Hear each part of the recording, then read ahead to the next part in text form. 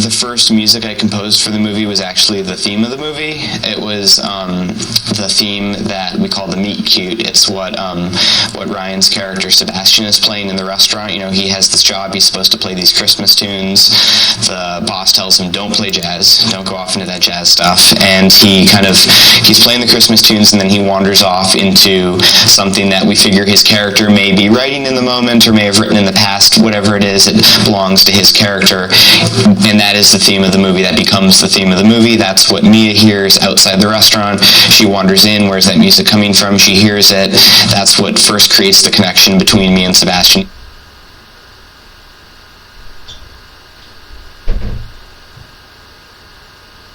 Mia has her own musical world. She has a couple of songs that are specific just to her. Her big song is Audition, where she sings about dreamers and tells a story about her aunt. And I think that song is kind of unlike the others in that it's one of the only, true ballads in the movie.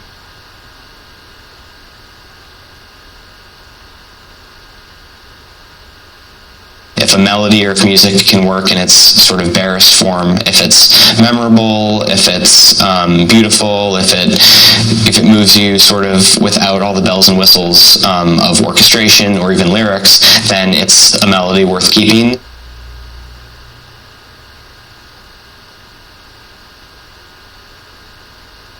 We make sure that, it's sort of piano demo first, music first, and then I was then handing off the music to the lyricists, Pasek and Paul, who were then setting lyrics to the melodies and to the music that had already been composed, which is not usually how it's done, but that's just sort of how Damien and I do it. And it's really actually impressive what they were able to do working within the confines of music that already existed, because they're doing so much with the lyrics. They are telling story, they are illuminating character, and doing that within sort of the parameters of these melodies and these songs, that musically already existed, is really impressive.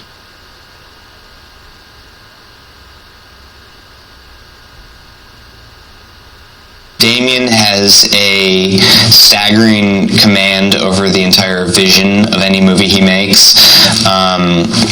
He can, a year before this movie ever started shooting, he knew every shot in every sequence, at least the sequence that had been written or composed at that point. I remember almost a year ago working on the epilogue, and he was walking through not just the set pieces of it and the scenes of it, but where the camera was.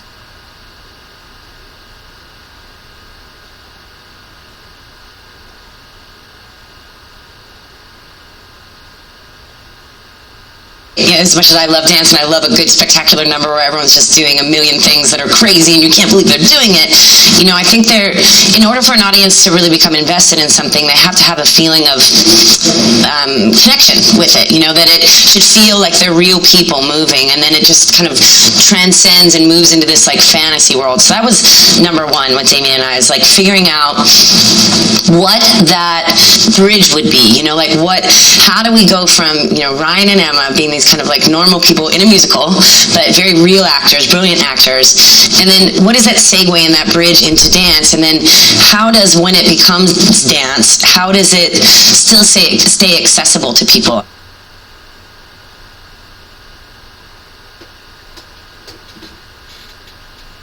I know when you put two people in a room and you ask them to dance, the vulnerability and the journey that happens with that, you can't teach it. Like, it just is. Like, you just get in the room and you learn so much about each other and you open up so much. Dance does that, and I knew that by getting them in the room and having them for months at a time, we would get there. If I'd only had them for a week, I would be really worried about that, because then they would be manifesting this emotion or from something that is not real. But they were in the room, they know each other, when they had bad days and good days and sweaty days and like, I think I got it days, they've really been on that journey together, and I think it'll be easy for them to draw the emotion from that.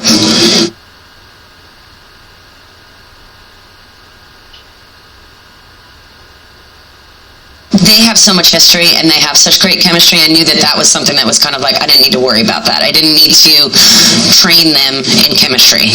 It was more about, it was nice that I didn't have to worry about it. They love each other. They're such great friends, and to get in the room and just be able to have all of that crap aside, like it just being not something I have to worry about, was amazing.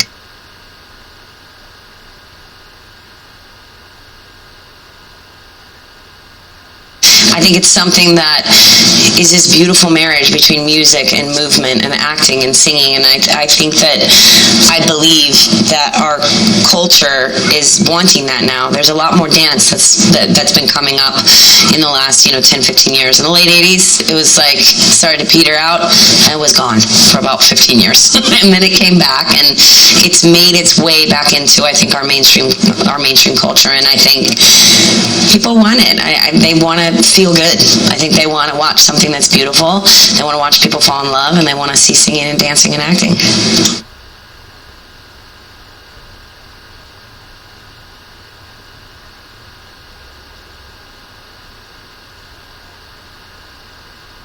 What he's done so eloquently and so refreshingly is to reinvigorate the genre with his own voice. So he draws upon all of these elements I've mentioned, but it comes forth in a way that is contemporary Los Angeles, contemporary music, but you feel the foundation of a long history of film musicals. And in so doing, I think he will bring the film musical to a whole new generation.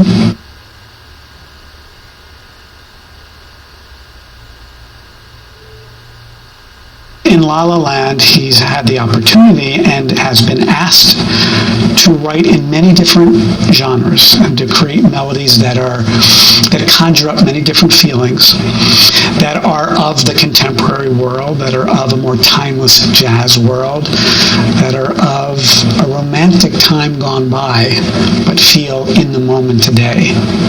He's written every note of music in the film, the score, the songs, and much of the themes that you hear that are attributed to characters are all Justin's. And it is a musical voice that, like Damien, draws upon history and films gone by and music gone by, but comes out in its own grammar, in its own language, and it's transporting, and it's transcendent, and it is timeless as well.